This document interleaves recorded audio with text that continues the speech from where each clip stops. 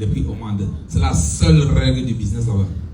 Lorsque l'offre est supérieure à la demande, les prix baissent. Lorsque l'offre est inférieure à la demande, les prix augmentent. La seule question qui se pose à chaque fois qu'il devient une opportunité, c'est quoi? Il ne regarde pas le prix qu'il a acheté. Ça veut dire que tu peux sortir le matin, tu fais un business, tu fais un business établi, change. Le businessman a ce qu'on appelle l'œil du faucon. L'œil du faucon. Pendant que vous regardez un produit, il regarde l'opportunité. Il y a de cela 3 semaines, je suis allé dans un magasin, il y a une chinoise qui a apporté un stock de draps, 4000 pièces. 4000 pièces de draps. Elle vendait la paire de draps peut-être à 8000. Mais ça ne sortait pas parce que le drap pesait tellement. C'était tellement lourd. Tous ceux qui viennent que madame, c'est cher, il faut aller faire les dons en prison. Oh, quand moi je suis allé devant le business, j'ai dit madame, donne-moi tes draps là à 1000 francs. Allez, tu regardes, donne-moi ça à 1000 francs. Moi je ne voyais pas les draps, je voyais les tissus. Je voyais la matière première. J'ai pris les draps là. Vous-même, vous voyez les ensembles pain poulet sur TikTok. Ça coûte combien? Les ensembles pain poulet sur TikTok, on dit ensemble pain poulet. C'est combien? 8000, 9000, non? Voilà. Quand j'ai vu les draps, j'ai vu la matière première.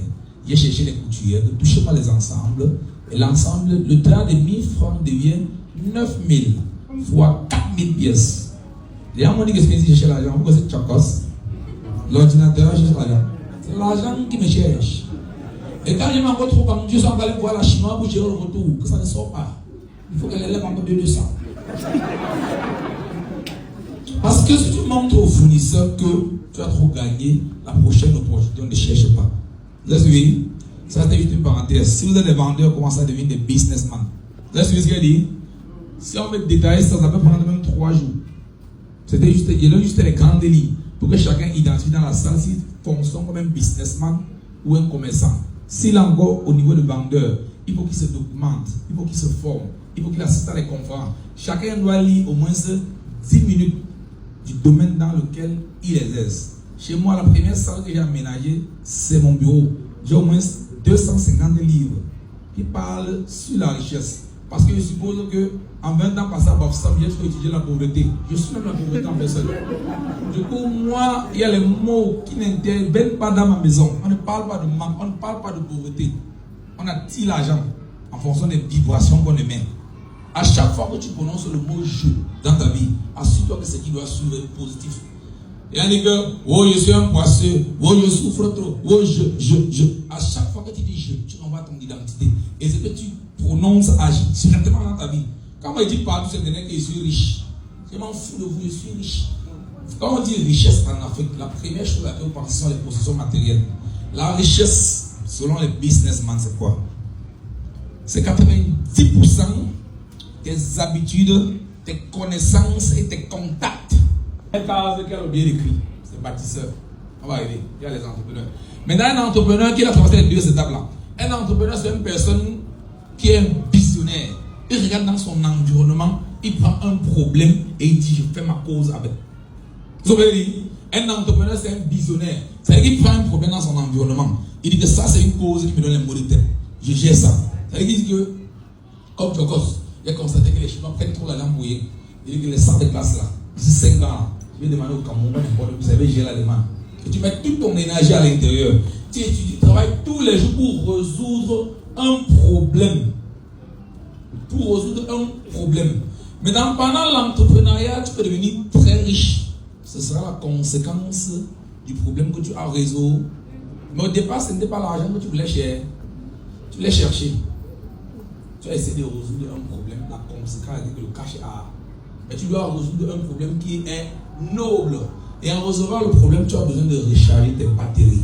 C'est pour ça que tu dois appliquer la règle 70, 10, 10, 10. 70% pour vivre. 10% pour épargner.